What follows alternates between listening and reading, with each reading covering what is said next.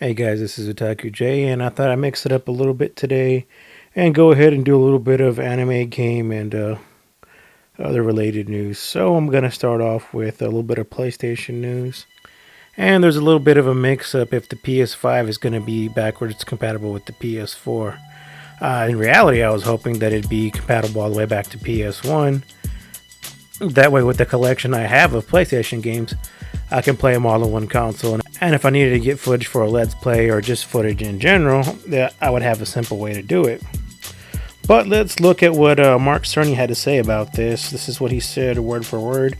Recently, we took a look at the top 100 PS4 titles as ranked by playtime, and we're expecting almost all of them to be playable at launch on the PS5. Because the PS5 is so much more powerful than the PS4, it's possible some titles may run improperly, and that's why releases need to be tested on a title by title basis. However, we've seen several different interpretations of this quote being shared on social media. Some think that the PS5 will only be compatible with 100 PS4 titles at launch, which isn't accurate. The PlayStation blog explains, with more than 4,000 games published on PS4, we will continue the testing process and expand backwards compatibility coverage over time. Which is super vague. In other words, they're only going to go ahead and have so many PS4 titles backward compatible at launch with the PS5.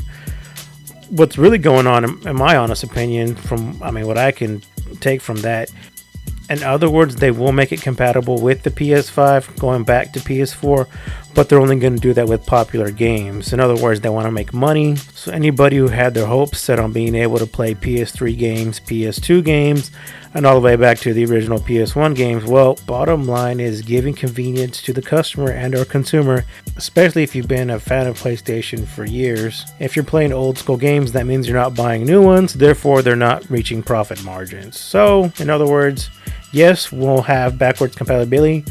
No, it'll only be PS4 and only top ranked games. So among the thousands of games that are out there, they're only going to do the top ranked ones to get that sweet cash, which I'm hoping Xbox will continue doing what they've been doing as far as making Xbox 360 titles available.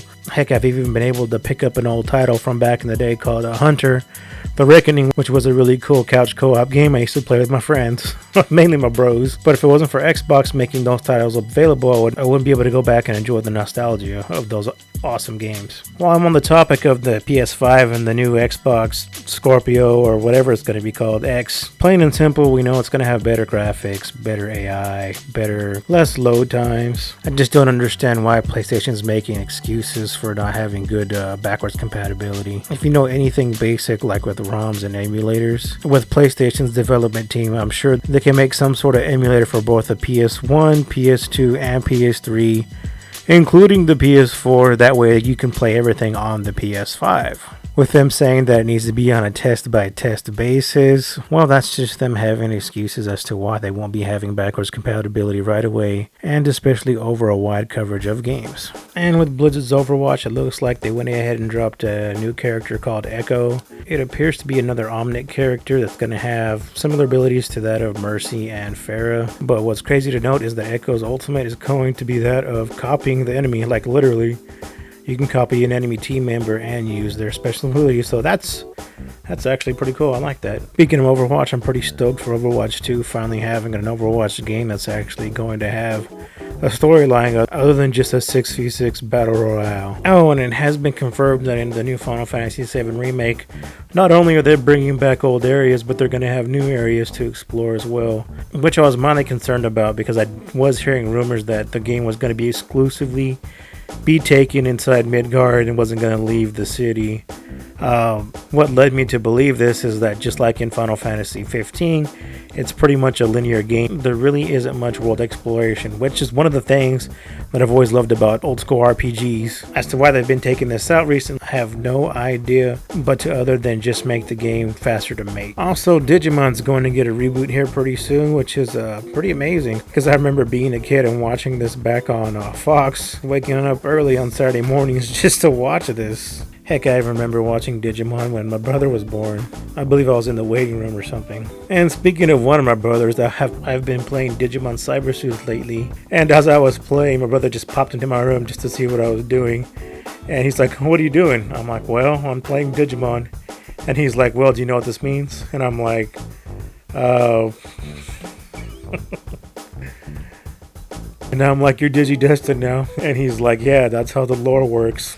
And I'm like, "Yeah, that is how the lore actually works."